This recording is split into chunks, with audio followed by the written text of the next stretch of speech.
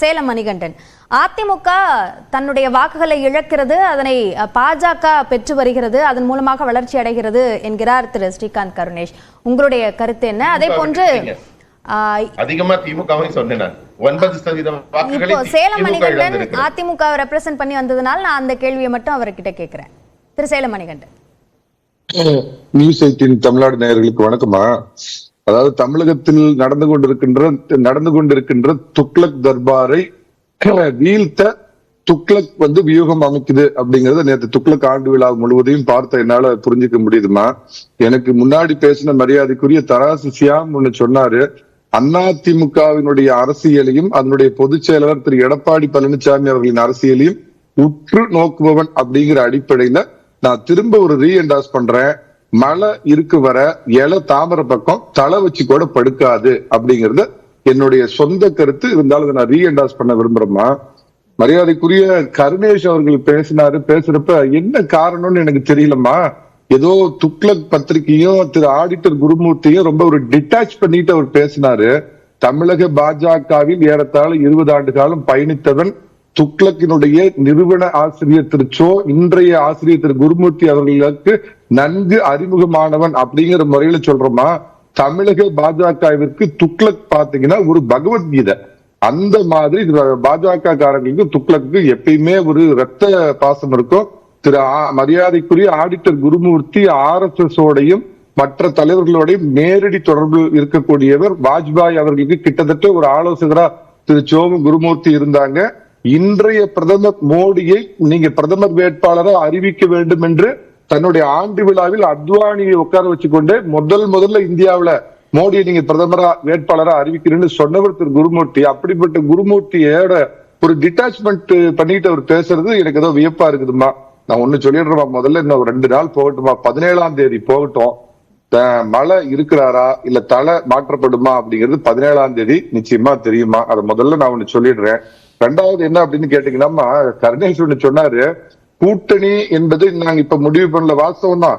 ஏன்னா அதிமுகவே பெண் பார்க்க அப்பதான் தொடங்குங்கிறப்ப இன்னும் ஒரு 9-10 மாதங்கள் இருக்கிறப்ப இந்த பொண்ணை பார்க்கலாமா, அந்த பொண்ணை பார்க்கலாமா, இந்த பொண்ணை கல்யாணம் பண்ணா குடும்பத்துக்கு ஏத்தவளா இருப்பாளா, அந்த பொண்ணை கல்யாணம் பண்ணா நிறைய வசதி வாய்ப்புகள் கிடைக்குமா அப்படின்னு பல விதங்கள்ல பெண் பார்க்கும் படலம் தான் இப்ப நடந்துகிட்டு இருக்குமா ஒழிய ஜனவரி மாசம் தான் இதை பத்தின ஒரு தெளிவான முடிவுக்கு முதல்ல வருவாங்கம்மா. அதே மாதிரி என்ன சொல்றேன்னா, அதிமுகவிற்கு ஆப்ஷன்ஸ் இருக்குது. ஒரு வார்த்தைக்காக சொல்றேன், உதாரணத்துக்காக சொல்றேன்.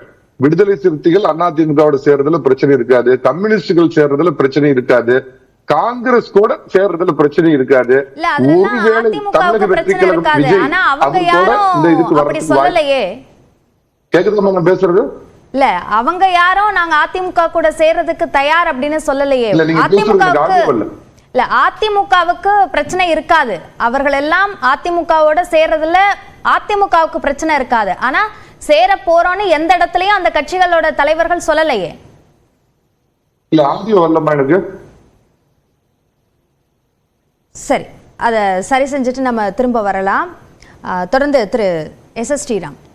ஸோ இந்த கருத்து, இந்த கூட்டணி அமைப்பு அப்படின்ற விஷயத்தை நம்ம பேசும்போது பாஜகவோட சேர்றதன் மூலமாக தன்னுடைய வெற்றி வாய்ப்பை அதிமுக இழந்து விட்டது அப்படின்ற ரீதியில் ஒரு கருத்து சொல்லப்பட்டிருக்கு. அது எப்படி அது சாத்தியம்னு நினைக்கிறீங்க? நீங்கள் முதல்ல உங்களுடைய தலைப்பு எனக்கு சரியா படலை. துக்ளக் வியூகம் வகுக்கல. துக்ளக் ஒரு பார்வையை வைக்கிறது இல்லை ஒரு ஐடியாவை கொடுக்குறதுன்னு தான் நான் பார்க்குறேனே தவிர துக்ளக் வியூகம்னு நீங்கள் எப்படி, அதுதான் விவாதம். அது ஐடியா கொடுக்குறாங்களா இல்லை வியூகம் வகுக்குறாங்களா? அவர் சொன்ன 2 விஷயம் இருக்கு. ஒன்று ஆப்வியஸாக இன்னைக்கு இருக்கக்கூடிய கவர்மெண்ட், இன்னைக்கு இருக்கக்கூடிய தமிழ்நாடு மக்கள் படக்கூடிய பல அவலங்கள், பல கஷ்டங்கள், விடியல் என்று சொல்லி வந்தவர்கள் தமிழ்நாட்டை எப்படி வச்சிருக்காங்கன்ற ஒரு மிகப்பெரிய அட்லீஸ்ட் ஒரே ஒரு பத்திரிகையாவது தைரியமாக இந்த அரசாங்கத்தை பற்றி வரக்கூடாது என்றும் இந்த அரசாங்கத்தின் பற்றி வலிமையும் இருக்குது. ஸோ அதை ஒன்று சொல்லிட்டு அவருடைய கருத்தாக ஒரு ஸ்ட்ராங் அலையன்ஸ் வேணும் அப்படின்ற ஒரு பார்வையை அவர் வைச்சிருக்காரு. ஸ்ரீகாந்த் அவர்கள் சொன்ன மாதிரி நிச்சயமாக 1.5 வருஷம் இருக்குது. First point. 2வது பாயிண்ட்டு, மாநில தேசிய கட்சி மாநில வேட்பாளர்களும் அவங்களுடைய வியூஸை தலைமைக்கு வைக்கலாம். பார்லிமெண்ட்ரி போர்ட் கமிட்டி என்ன டிசைட் பண்ணதோ ஃபைனலாக அது ஃபார் அகெயின்ஸ்ட்ன்றதை அவங்க டிசைட் பண்ணுவாங்க. இங்கே இருக்கக்கூடியவர்கள் அவர்களுடைய பார்வையை வைக்கலாம். எனக்கு என்னென்னா ஆப்வியஸாக வந்து அதில் திரு குருமூர்த்தி அவர்கள் பல விஷயங்களை நீங்கள் சொன்ன மாதிரி அமித்ஷா அவர்கள் இதை சொல்லி அவர்கள் கேட்கவில்லை, அதெல்லாம் சொன்னது. ரிசல்ட்டு அப்படி தானே நடந்தது. எங்களால் வின் பண்ண முடியும்னு நீங்கள் சொன்னீங்க, இல்லை உங்களால் வின் பண்ண முடியாது, நீங்கள் துவக்க போகிறீங்கன்னு சொல்லப்பட்டது. அவர்கள் கேட்கவில்லை. இன்று கையில் வந்ததை வந்து விட்டுட்டு உட்கார்ந்துட்டு இருக்காங்க. அதுக்கப்புறம்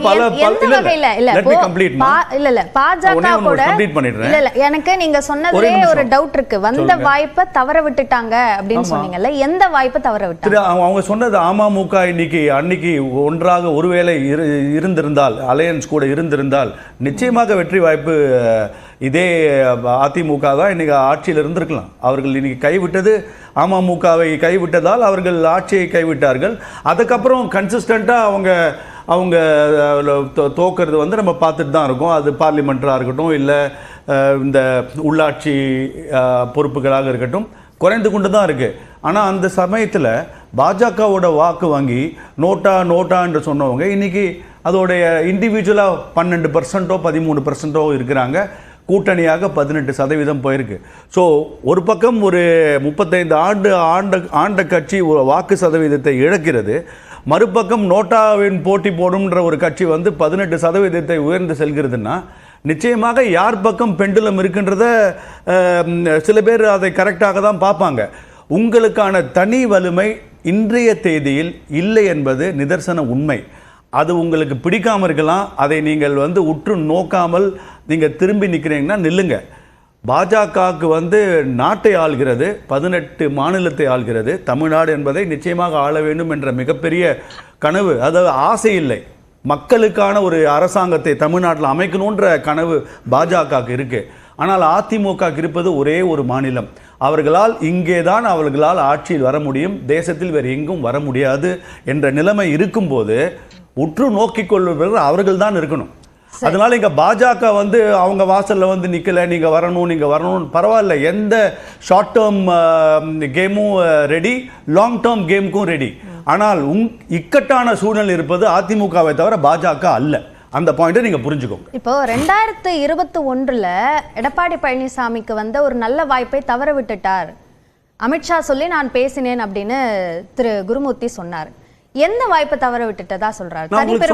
அன்னைக்கு எல்லாரையும் அகாமடேட் பண்ணியிருந்தாங்க. அந்த 10 to 12 சீட் என்பது வந்து அமமுகவுக்காக மிகப்பெரிய என்னங்க, அது 1% தோக்கும் போது அந்த ஒரு சீட் பெண்டுலம் மாறி இருந்ததுன்னு சொன்னா நிச்சயமாக உங்களுக்கு அது தேர்ட் டர்ம் ஹேட்ரிக் அடித்திருக்க முடியும், உங்களால கன்சாலிடேட் பண்ணியிருக்க முடியும். சிலருடைய தனிப்பட்ட விருப்பு வெறுப்புகளுக்கு இன்னைக்கு வந்து கட்சி பலவீனம் அடைந்திருக்கிறது மாற்று கருத்து இல்லைங்க. அது இவர் அவர் யாருக்காகவும் சொல்லல. அந்த 10-12 சீட் பாஜகவுக்காக பேசப்படல, அமமுகவுக்காக பேசப்பட்டது அப்படின்னா அமமுகவுக்காக ஏன் அமித்ஷா சொல்லி ஒருவர் எடப்பாடி பழனிசாமி கிட்ட பேசுறார்?